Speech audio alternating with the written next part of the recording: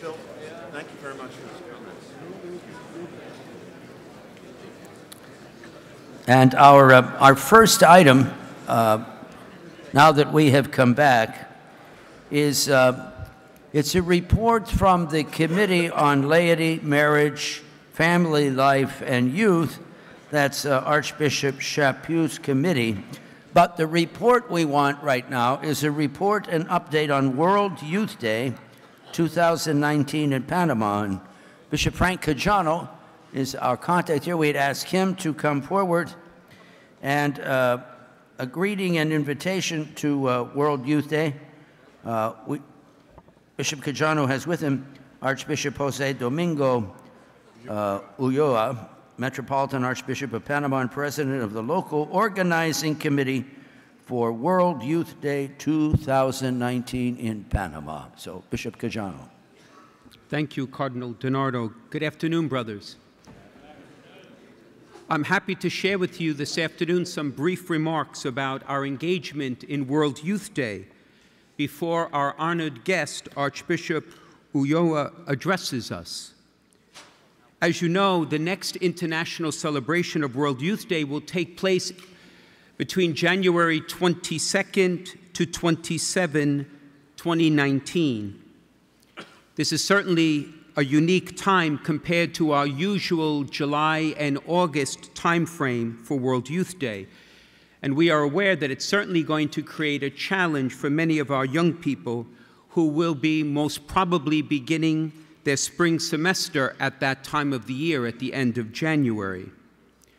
So because of this, we are anticipating roughly 10,000 young people coming from the United States to Panama, which is about a quarter of the delegation that we had in Krakow in Poland in 2016. However, we do expect that there will even be a greater number of youth and young adults who will participate stateside in parish and campus and diocesan-sponsored events at the end of January 2019. But regardless, for ourselves as bishops, we will still be part of World Youth Day, and we look forward to it. Even with a smaller number of young adults coming to Panama, I know that many of you will be coming to join our young people and accompany them, as we will accompany them in our celebrations stateside. For those who are considering the trip to Panama, we have booked a block of rooms at the Hilton Panama on the Cinta Costera along the Pacific coast, which is right in the heart of where the World Youth Day events will occur. Bishop registration will be separate from pilgrim registration, and it will begin early next year. More details will come from the USCCB office in the coming months. I stand before you, brothers, first and foremost to encourage all of you to consider coming to Panama. And I also encourage all of you to sponsor stateside World Youth Day gatherings that will be concurrent with the global gathering. This World Youth Day takes on even greater significance because it follows immediately after the Synod of Bishops on Young People and Vocational Discernment. We all are committed to accompany our young people and our youth who will be traveling to Panama or will be staying in their respective dioceses, celebrating the call the Lord has given them to follow Him. To assist you and your diocesan leaders who may be considering sponsoring stateside gatherings and events, the conference's World Youth Day office is developing excellent resources and tools, including a pilgrim journal that we anticipate will be available in the beginning of 2018. Certainly, as more information and updates are available, the office will be sending them to you on a timely basis. But for now, it is my privilege and pleasure to introduce to you His Excellency Jose Domingo Ulloa Mendieta, who is the Metropolitan Archbishop of Panama and the host of the 2019 International World Youth Day event. Welcome, Archbishop.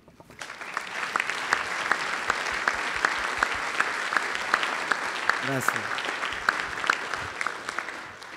En primer lugar, quiero expresarle nuestra gratitud por permitirme estar hoy con ustedes y poder personalmente invitarlos para que junto a la juventud del mundo, pero muy especialmente junto a los jóvenes estadounidenses, puedan tener la experiencia directa de acompañar, animar y participar junto con ellos en la próxima Jornada Mundial de la Juventud, Panamá 2019, del 22 al 27 de enero de 2019. First of all, I would like to express my gratitude to you for allowing me to be here today and personally invite all of you so that together with the young people of the world, but especially the youth and young adults from the United States, we may have the experience of accompanying, animating, and participating together with them at the next World Youth Day in Panama from January 22nd to the 27th of 2019. Sé que en la mente de muchos rondan muchas preguntas. I know that there are many questions in our minds about that. ¿Por qué el Papa escogió Panamá para celebrar la Jornada Mundial de la Juventud en el área de Centroamérica y el Caribe? Why did Pope Francis choose Panama to celebrate the World Youth Day event in the context of the Central American and Caribbean region? La respuesta la hemos estado viviendo en esta mañana. Esta jornada quiere ser una respuesta a la realidad de vulnerabilidad, de migración, racismo, falta de sentido que vive nuestra juventud. We have been living the answer, especially this morning, as we looked at many of the circumstances of vulnerability that the youth live, migration, drug trafficking, and others. Una jornada en las periferias geográficas y existenciales de nuestros jóvenes. It will be an event that will be at the peripheries, existential and others, and for the peripheries. Como iglesia en Panamá, recibimos con temor, pero también con gozo, la designación de ser la próxima sede de la Jornada Mundial. That is why we, as the Catholic Church in Panama, have received this good news of the choice by Pope Francis so that we can be the host of the next World Youth Day in 2019. Esto nos coloca en el desafío de ser un instrumento para anunciar a la juventud que hay un Dios que les ama, que los espera siempre deseosos de que lo conozcan y en Él encuentren felicidad. This designation fills us with joy because we are convinced that this World Youth Day places before us the challenge to be an instrument for announcing to our young people the good news that God loves them, that He always waits for them so they can get to know Him, and in Him they may find joy. Todos somos testigos de la vulnerabilidad en que se encuentra nuestra juventud. We have seen the vulnerability to which our young people are exposed to today. Muchos jóvenes son presa de la exclusión y pobreza, del tráfico de drogas, bandas delincuenciales, de la trata humana, en fin, del desamor de la misma sociedad, incluso de sus propios padres. Many young people are prisoners of marginalization and poverty, of drug trafficking, of the international criminal networks of human trafficking. In all, a lack of love by society and even their parents. Estamos convencidos que esta jornada es una oportunidad para que los jóvenes puedan experimentar la gracia y el amor de Dios que nunca falla. We are convinced that World Youth Day will be an opportunity so the young people can experience the grace and the love of God, the eternal parent, which never fails.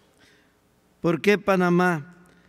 Porque el Papa ha querido dar la oportunidad para que miles de jóvenes de esta región centroamericana, caribeña, puedan también ellos tener esta gran experiencia. Why Panama? Because the Holy Father has wanted that young people from this region, Central America, may also come to World Youth Day. They are together with the ones from Africa, the ones that attend World Youth Day events in the smallest numbers. Este deseo surgió desde la celebración de los 500 años como primera diócesis en tierra firme, celebrada el 9 de septiembre del 2013.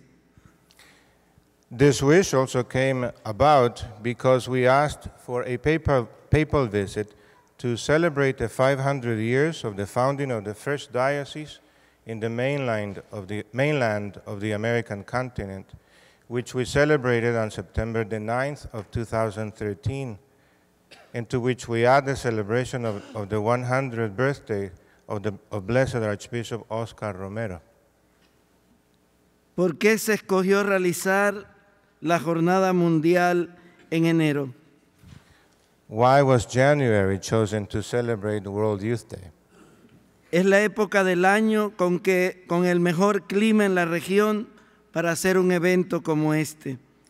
This is the season of the year with the best weather in the region to have an event like this.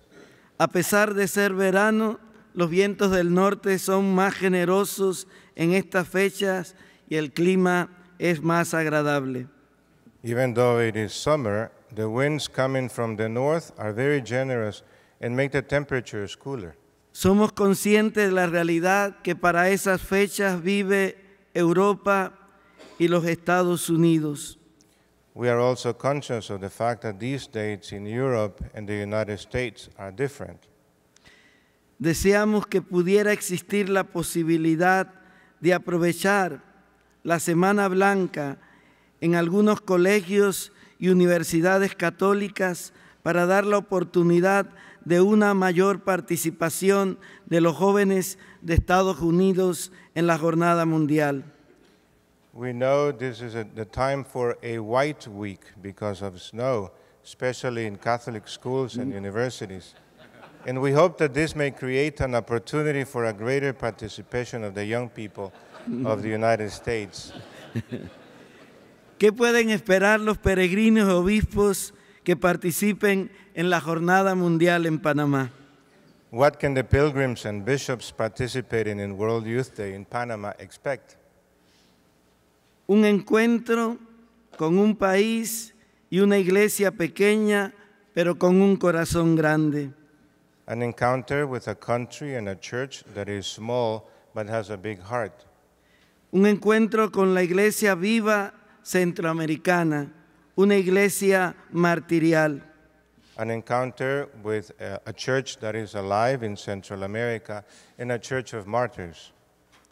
Creo que también tenemos la oportunidad para que desde la Conferencia Episcopal de Estados Unidos, en preparación a las jornadas, se pueda preparar y exaltar la influencia de cientos de misioneros que han dado su vida en esta región centroamericana.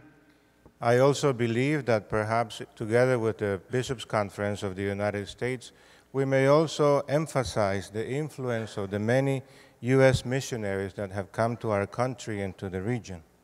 Muchos de estos misioneros de Estados Unidos fueron pioneros en la adecuación del Concilio Vaticano II con la creación de comunidades de base en muchas de nuestras iglesias particulares. Many of these missionaries from the United States were the first ones to implement the Second Vatican Council, especially creating basic ecclesial communities in our local communities. Y el martirio de muchas religiosas, solo por mencionar a la comunidad de hermanas de Merinol. We also know the martyrdom of many sisters, and I would only like to mention the Marignol sisters. Los ejes de la preparación pastoral. Queremos insistir en el cuidado de la casa común, que sea una jornada donde la Laudato Si sea también el eje donde gire toda la preparación. From among the focus points for the pastoral preparation, we want to emphasize the care for the common home so that we can delve deeply into the meaning of Laudato Si. Y compartir la experiencia de los jóvenes en su realidad de marginalidad, de migración, de trata de personas. We also want to bring out the experience of young people, especially in their experiences of marginalization, migration, and human trafficking. Y sobre todo, queremos presentar a la Iglesia Centroamericana como una iglesia de mártires. And overall, we want to present or introduce the Central American Church as a church of martyrs. Se están organizando encuentros con el mundo indígena, migrantes y ecumenismo. For this, there is also taking place encounters among the indigenous and young people. Y está la figura de María con el lema: He aquí la sierva del Señor, hágase en mí según su palabra, que ha querido el Papa conectarlo a la preparación del sínodo, un sínodo vocacional. And we also have the figure or the image of Mary, because the Holy Father wanted to connect the slogan, "Behold the servant of the Lord, be it done to me according to your word," since this will also be the preparation for the synod and the young people and vocational discernment. Y María es el ejemplo de disponibilidad y respuesta a la llamada de Dios. And Mary is an example of availability and response to the call of God. Los alojamientos serán en colegios, polideportivos, universidades, hogares de acogida y hoteles, que hay aproximadamente más de 30,000 espacios. Lodging for pilgrims will be in schools, gyms, community centers, universities, retreat centers, and hotels, in which there will be approximately 30,000 units available. Quiere ser una jornada sencilla, pero con mucha alegría. Incluso la prejornada será compartida con las iglesias de Costa Rica y Nicaragua. It will be a simple celebration, but one where there will be a lot of joy. In fact, the pre-World Youth Day events will also be shared in Costa Rica and Nicaragua. Los eventos y las catequesis serán en la cinta costera, lo mismo que el Festival de la Juventud, en parroquias, capillas, distribuidos por lenguas, también en los auditorios, gimnasios, colegios y plazas. The main events will be in the Cinta Costera, the waterfront boulevard in English. The catechesis and the Festival of the Youth will take place in different parishes and chapels, and the pilgrims will be distributed by language. This will also take place in gymnasiums, parks, and auditoriums of schools and universities. El registro de peregrinos se iniciará en enero del 2019, cuando el Papa Francisco sea el primer peregrino en registrarse. The registration for the pilgrims will begin in January of next year, when Pope Francis will be the first one to register in the website. Se estará utilizando el mismo sistema que se usó en Cracovia, con algunas mejoras. We will use the same system that was used in Krakow with some improvements. Los obispos tendrán el proceso de registro con el dicasterio y luego con el sistema como se realizó en Cracovia. The bishops will register through the dicastery, and then through the system that was also used in Krakow. Queremos también que esta jornada los protagonistas sean los mismos jóvenes. We also want that the young people will be the protagonists in this event. Quiero terminar también compartiendo con ustedes la hermosa experiencia de la peregrinación de la cruz, sobre todo en México, justo cuando el terremoto. Ha estado un mes en Cuba y en estos momentos la cruz está peregrinando en Haití. I would like to finish just by sharing with you a little bit of the experience we have had with the Pilgrim's Cross, or World Youth Day, that was in Mexico when the earthquake happened, and it was already in Cuba, and now it's also in Haiti.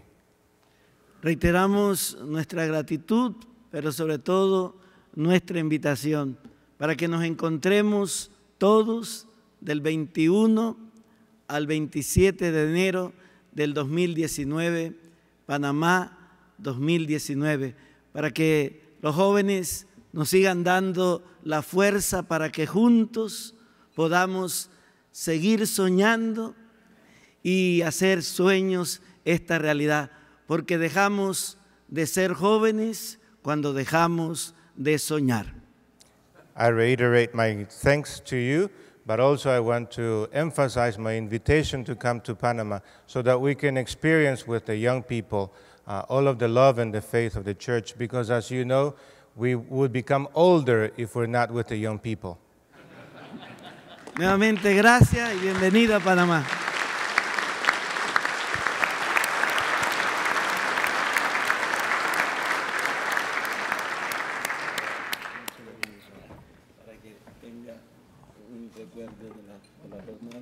Gracias.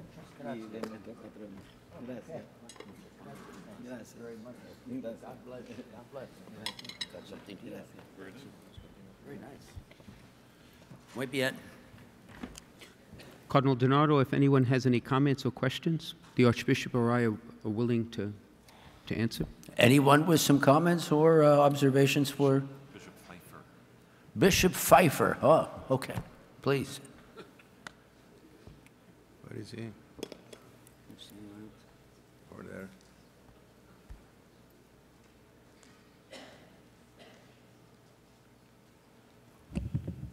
Monseñor, primeramente, le quiero felicitar mucho por su presentación de este gran momento de gracia y celebración para el país de Panamá, para todos los panameños. ¿Nos puede decir un poco más sobre el impacto y la cooperación y coordinación con los otros obispos de Centroamérica y los otros países? Sí, ha sido una jornada pensada en Centroamérica, con sede en Panamá.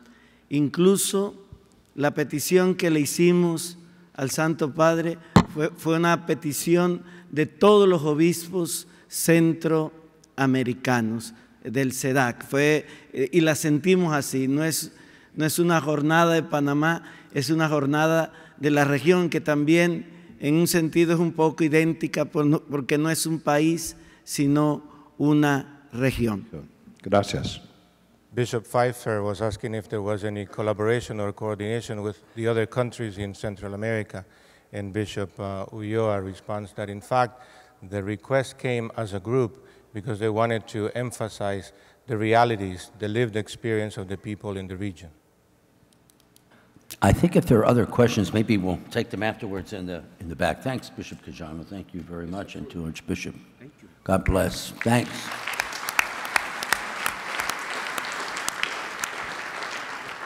We have a couple things we have to do yet. One is a report from Catholic Relief Services. Bishop Gregory Mansour and Sean Callahan, President and CEO of CRS, are here for a report. Thank you very much. Thanks, thanks, Bishop. Thank you, Your Eminence, Cardinal DiNardo and Brother Bishops. Thanks for giving me the opportunity to serve CRS. And thank you, brother bishops, for the support that you and your dioceses and eparchies provide to CRS to ensure this amazing work of the Church throughout the world. This wonderful work inspires our Catholic people here in the United States to live their faith more fully, and as one community of faith, to respond to our sisters and brothers in need throughout the world. I have asked Sean Callahan, President and CEO of Catholic Relief Services, to provide you with a few examples of our work in capacity building and strengthening the local churches, and then I'll give a small little summary at the end with a personal story and a request. Thank you. Thank you, Bishop Mansour. It's been exciting to be here and to hear the discussions that have gone on. And I heard a lot yesterday when you were talking about the 100th anniversary of the conference about fraternal and ecclesial collegiality. And we find that for Catholic Relief Services, that collegiality is crucial, and that your voices actually stretch much farther than your local diocese. You're going to be hearing from Sister Donna about the millions of people that you affect here in the United States, but also you affect over 120 million people around the world. And I was most recently in Dakar, Senegal, where we had the opportunity of presenting in front of a collective of the various conferences, 89 bishops and 5 cardinals in Africa. And we talked about the great work, and they were thanking us for our work. And we had a panel with 3 of us, and I explained on how we're trying to work together, and we went on to talk about the Central African Republic and the Democratic Republic of Congo. And as the Cardinal finished his presentation on the Central African Republic, which is currently in war now, he thanked all of those who have assisted him. And then as the Archbishop from the Democratic Republic of Congo presented, he talked about the war situation they were affected by as well, and how he looked for assistance. Archbishop Odama from Gulu, Uganda got up and apologized to all of the panelists. And he said, "I am sorry." And we all sat there, and he said, "First, I want to apologize to the Cardinal, because the war in the Central African Republic, we thought it was the problem of the bishops of the Central African Republic. And so we did nothing." And then he turned to the Archbishop and said, "I apologize to the bishops of the Democratic Republic of Congo, because we thought you were a rich country and you didn't need our assistance." But he said that if we are going to make change here, it needs to be all of the bishops in this room and the universal church. If the problem of the Democratic Republic of Congo is the problem of Congo, then it won't be resolved. If the problem of the Central African Republic is for the Central African Republic, it won't be resolved. But if we can all work together as one universal church, we can make the difference. To just highlight some of those things, we work in communion around the world. We build the local capacity of church, ensure the leadership, the ownership, effectiveness, and organizational empowerment. And we do it in a way that promotes subsidiarity. We step behind those that we're serving and allow the local church, which invites us into the countries we're in. And we're currently in more countries than we've been in our history, 112 countries. Given the migration crisis, the Ukraine conflict, and others, they're inviting the Catholic Church in more and more. And they're not just looking for our staff to be there, they're looking at a relationship with our conference. They want the U.S. to be with them and behind them. And that's what we call the solidarity that we do, is working together in these different areas and being in there during their toughest times. We also invest resources. So over the last 3 years, between $100 and $300 million has been invested in projects that build that local capacity so they can be on their own after, that we're not the ones continually doing the initiatives. And then direct assistance has been between 30 and 40 million that really builds that local church capacity. Bishop Mansour will talk a little bit about human dignity when I'm finished. But there's 4 things that we try to highlight. One is the human dignity of the people that we serve, whether it's helping them with livelihoods, making sure there's education, or that they can get out in the farms and produce for their families. The second area is providing opportunities of health, and production so that these people have an opportunity to go in the future. We heard about the migration crisis. Our job is to assist people so they don't have to migrate, so that people can produce in their countries, are safe, and can provide education and health care for their families. We provide hope to people who can produce and look for a better future, or for gang members that we can pull out of gangs so that they can be productive citizens. 80% of our program participants either stay in school or form an entrepreneurial enterprise. They don't go back to the gangs. And then we look for empowerment, that people break down the barriers that they have between different communities and groups and violence, and we promote peace. And we reach out to those refugees that you talked about earlier. We do this through meetings at various conferences. The one I attended in Senegal, there's the Latin American Conference, various African Bishops' Conference, Dicasteries, Consecrated Women Religious, Charities, and the Vatican. We work all together with these various different groups. But what I want to leave you here today is that we don't do it alone and we don't do it on your behalf. We do it all together, and it's crucial that this forum unite together with that unity that we heard about racism and that we heard about migration, and join with the international church so that we can solve many of these problems of migration and violence around the world. Thank you.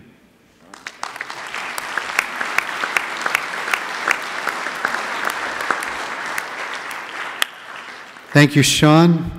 And by the way, it was nice to see you and so many of CRS at the Mass last night. And brothers, I've had the joy to travel to El Salvador, Jordan, Egypt, Lebanon for CRS. I love this beautiful work. I've also traveled this past summer to Uganda, and there I met Sarah, the young woman that you see in this photo. She gave birth to a child that was very severely deformed. She showed me her son's photo before and after. She told me how her husband left her. CRS serves so many people like this, helping them not with a handout, but with a hand up, with the ability to have an income, to support themselves, to give themselves the gift of life. It's this type of work that we, and I mean we, the conference, we do every day in 112 countries to save, protect, and transform human lives. It's a beautiful work. It's God's work. I thank you again for your support, and I encourage you to redouble your efforts. The CRS collections and Rice Bowl is probably one of the most effective and popular ways in which you bishops, we bishops, reach out to our families, our young people. There are three strong ways in which we can really help CRS to do her work. One is this CRS Rice Bowl, which is a hands-on, family-friendly, youth-friendly way. It's not a second collection. It's people of God helping people of God in another part of the world that they may never meet until the next world. That's first. The second, many don't really know too much about, but many in this room probably would, and that's the ethical trade program. You can buy coffees and teas and Christmas gifts and literature through the Catholic Relief Services website with a fair trade, which means the person producing it on the other side gets a fair wage and the environment is protected and their rights are safeguarded. And the third is our high schools, our university students, and also our overseas programs for internships that CRS has touched thousands of young people by connecting them with the poor overseas. Brothers, what a wonderful work this is, and I am proud to stand before you as a fellow Catholic of the United States to see the work of the Catholic Church. Caritas Internationalis is about 165 Caritas organizations. Catholic Relief Services is about the largest. and it produces a support as a big brother, not as overseeing, but a big brother who comes in next to them, especially with bishops whose backs are against the wall because they're a minority in their countries. It helps those bishops show the face of Christ, the beautiful face of the Catholic Church in that area. Thank you for your support.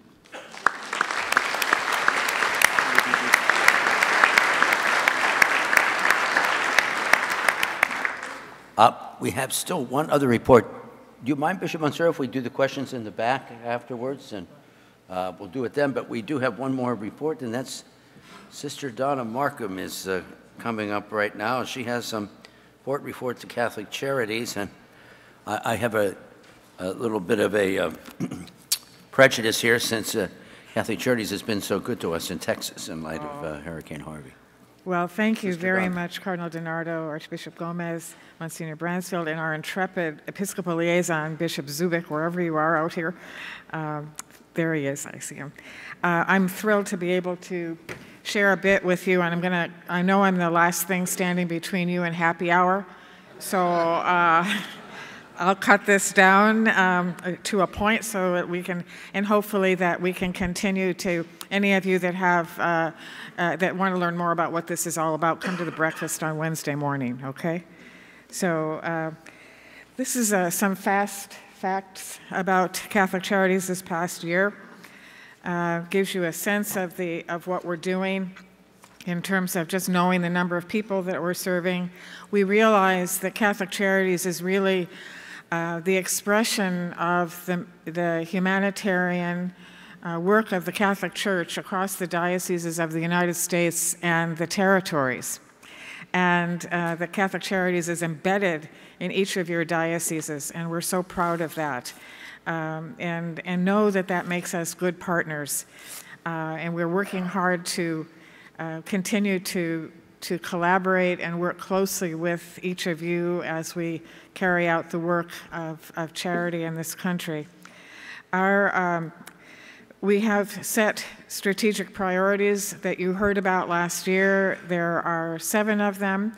I want to spend most of the time this afternoon in this brief time to talk with you about the top one, the disaster services, because that is touching so very many people in our country and in the territories.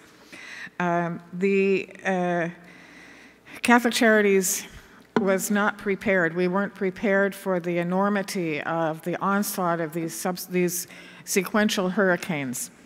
So when the first one was coming into play in the Atlantic Ocean, Hurricane Harvey, we decided we'd put a button on our website to ask for donations.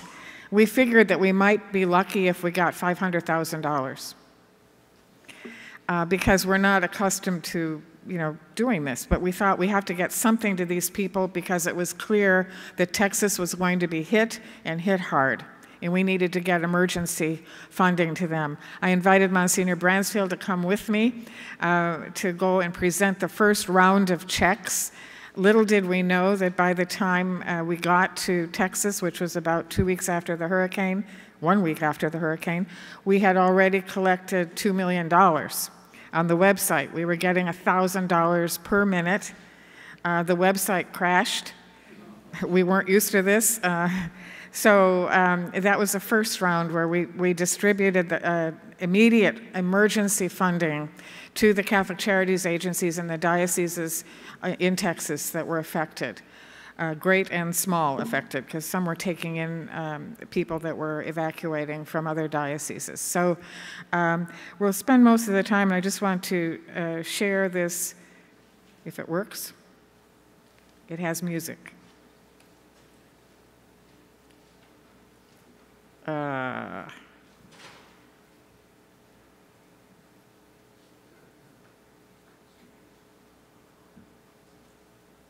Wait till the music comes.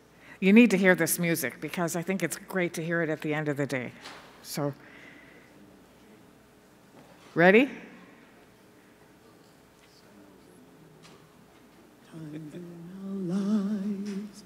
We all have pain. This is a Catholic Charities gospel choir singing this. But if we are wise, we know that there's always tomorrow.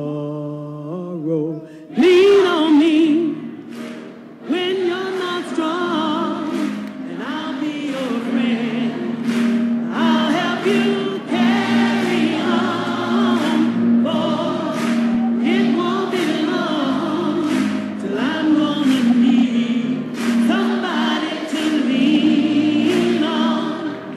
Just call on me, brother, when you need a hand.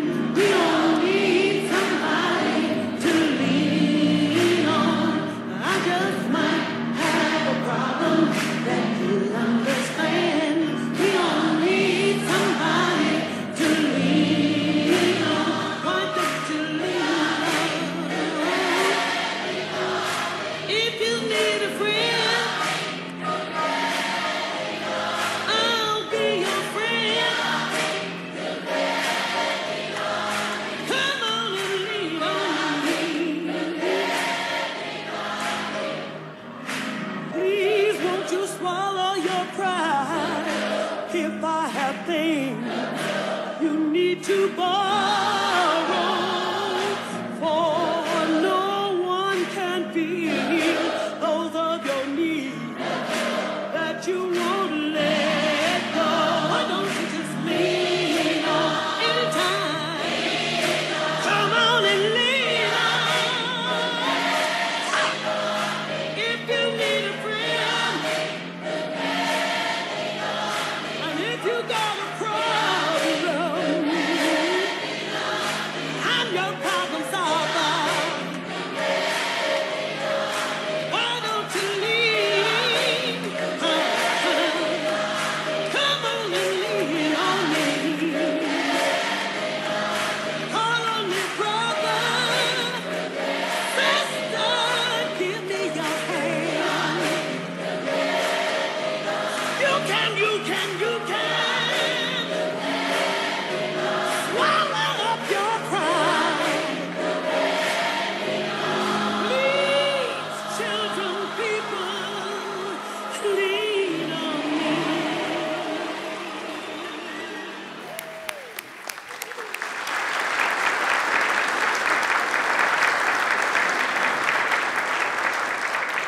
So those dollars were updated a week ago, and as of today, it's closer to 24 million. And those donations will be delivered as soon as we can get. I need to get to the Virgin Islands. I just came from Puerto Rico, and I've been to Texas and to Florida. So it's a wonderful testimony to the generosity of the American people. Also, I have to tell you, Canadians started donating, and we had to make accommodations on the website to handle Canadian postal codes. So, but it just says a lot about the confidence that the public has in the work of Catholic Charities. We promised that we would deliver 100% of every dollar to hurricane relief. We would not be using any of that for administrative costs or taking any of that at the national office. That might be killing us in the long run, but we felt it was important. So I'm not going to spend a lot of time here, but to tell you that each of these priorities, the affordable housing one is critical right now. It's the largest national concern besides the emergencies that we're facing. Affordable housing, we're looking at some of the strategies, and we'll be working with some of you in the room to look at excess church property, to turn that into a collaborative between the diocese and Catholic Charities and develop affordable housing for people that really need a place to be.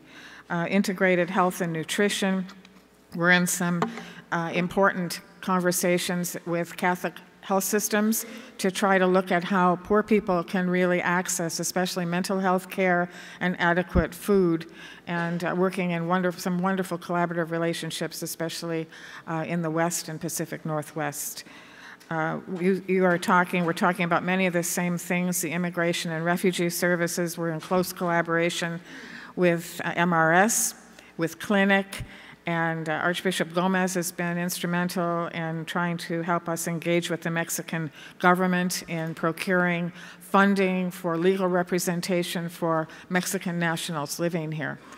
We've also been very actively involved in procuring grant money from persons. We just got a $200,000 grant that went to Atlanta because they have the largest number of detention centers.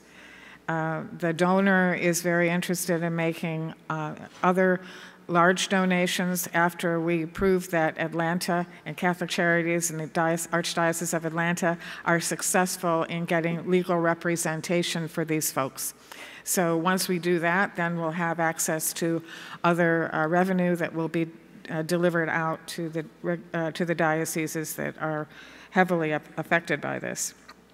Then leadership development. We're really working on this issue, which has been a long-standing issue for Catholic Charities, that we have many, many new Catholic Charities leaders, directors coming in who have a great need for for education and Catholic social teaching and leadership development and learning how the church works and what our Catholic social teaching tells us and how that impacts our ministry. Then another area that we're working on is developing small businesses for hard-to-employ clients and looking at impact investing strategies. There are a number of these pop-up small businesses in your Catholic Charities agencies all across the country. And we're looking, we are fundraising around each of these strategic priorities. So that's helping us get seed money to get these things started. And then we work very closely with the USCCB on a lot of the advocacy, social policy initiatives where we come at it with the stories on the ground, and USCCB is bringing the depth and wealth of our Catholic social teaching to some of these thorny issues, and are in close collaboration and sign-on letters with a number of the committees of the conference, et cetera. So I know I'm racing through this, but I want you to have that happy hour. And then last, this is, we had at the end of our annual gathering, which was held in Houston, that's where we turned loose 500 Catholic Charities people to go help clean up neighborhoods in Houston and Beaumont. At the end of that, Cardinal DiNardo celebrated a beautiful liturgy, and at the conclusion of that, we launched the Share the Journey campaign with our Catholic Charities workers. So we're looking forward to getting into that, working very closely with Caritas Internationalis. We're the other partner from the United States in Caritas Internationalis, and we're working closely in furthering the campaign as we try to attend to the least among us and those without a home or a country. So anyway, I just want to thank you for all your moral support. It's meant an enormous amount to us personally at the national office and across the ministry, because this has been a tough year on many fronts, and it's been very tough in the last few months. So just hold us in your prayers, if you will, and just know that we'll do everything we can to meet the needs of the people that stand in such great positions of fragility in our society. So thanks very much. Thank you.